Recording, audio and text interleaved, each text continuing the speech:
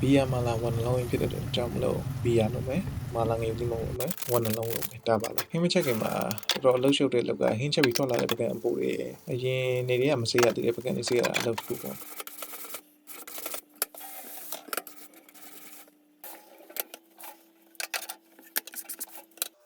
အချက်သွန်ကြီးကတခါတည်းရောနေဖို့အတွက်ပါနော်စီတက်စရာလည်းမလိုပါဘူးဒီဟင်းမလာရတာလေးနဲ့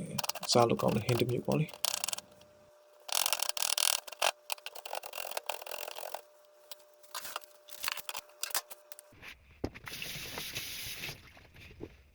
ဒါရှိတဲ့မယ်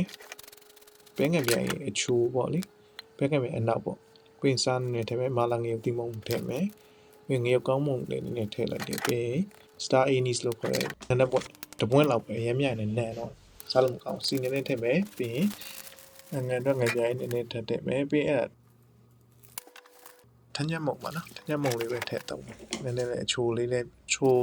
ဆက်လေးစားခြင်းနဲ့တော့ကြောင်းတနိုင်လောက်နှက်ထားရင်တော့တော်တော်အဆင်ပြေပါတယ်ကျွန်တော်တို့တိတ်ချင်းရှိတာနဲ့ကြာမနဲ့တော့စီသက်စရာမလိုတဲ့အတွက်ကြောင့်မလို့ပူပေးပြီးတာတစ်ခါလေးပြစ်တဲ့ဟိုနေနေရှောင်း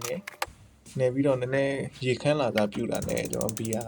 ထည့်လိုက်တယ်ဗောလေတဝက်လောက်ပဲထည့်မိတာနဲ့တူပါတယ်အများကြီးထည့်လိုက်တဝက်လောက်ပဲထည့်လိုက်စီ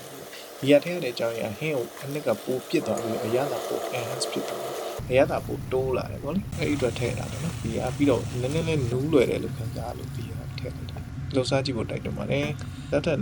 ပောက်ကြရဟင်းတွေလည်းချက်ပြအောင်မှဖြစ်နေကြတယ် follow လုပ်ကြပေးကြပါဦးခင်ဗျ